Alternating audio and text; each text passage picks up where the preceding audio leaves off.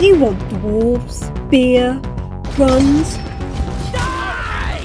cute robot companions, colourful environments that are procedurally generated, teamwork that actually is encouraged, and a really cool and friendly community that isn't telling you to kill yourself? Then boy do I have a game for you.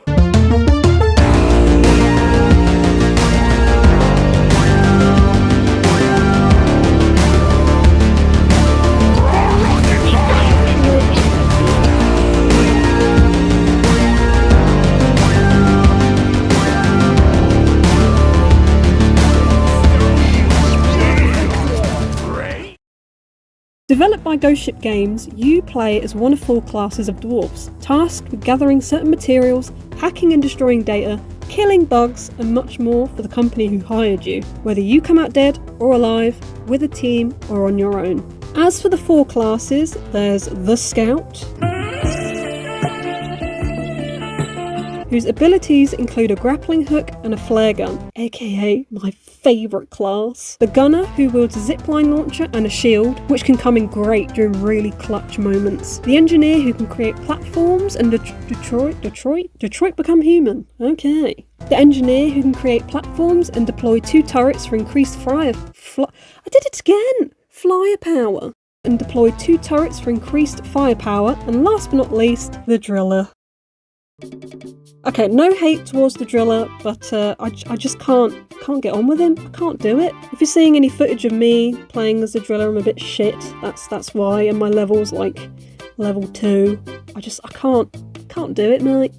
He has a set of drills which you can carve through walls to get to new areas, and a bunch of C4 to blow shit up. Each class has a ton of different weapons and buffs you can apply after levelling up and gathering those sweet crystals. So, now you know about the classes, it's time for some good old gameplay.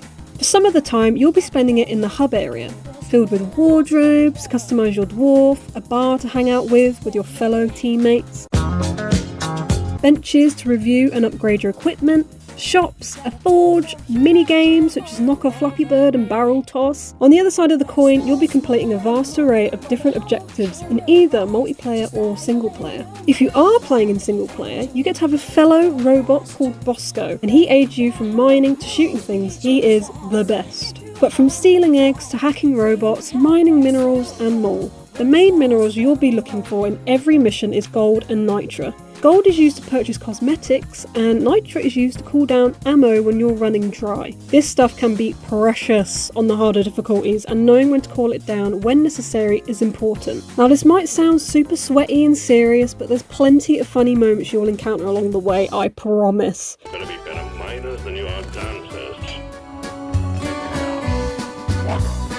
From being crushed by your own ammo drop, That hurt my feelings. to seeing your scout friend fly across the map only to miss and splatter on the ground. I'm going to die!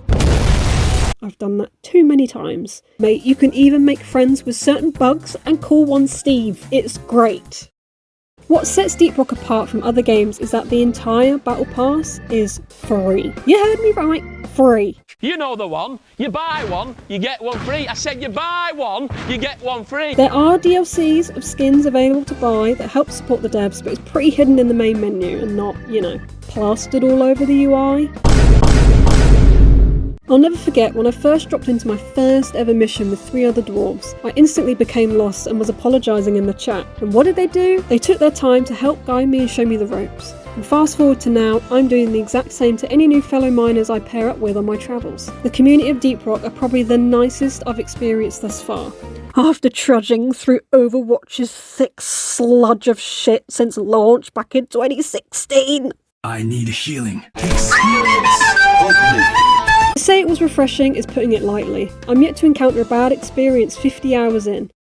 The deep dives. There's a reason these are locked until you've proven yourself in whichever class you play as. These are 3 to 5 missions long where once you're in, you're in. There's no backing out or having breaks in between, because after each mission, your current ammo count and minerals you've got, or lack thereof, are carried over into the next. Now to be fair, the normal deep dives aren't too difficult, it's the elite deep dives that are the real meat of the game. It's hard. The swarms are dialed up to 11, so picking the right gear before heading out, positioning correctly and staggering out resources is key. And I'm saying all this and I'm yet to beat an elite run, but I came very close.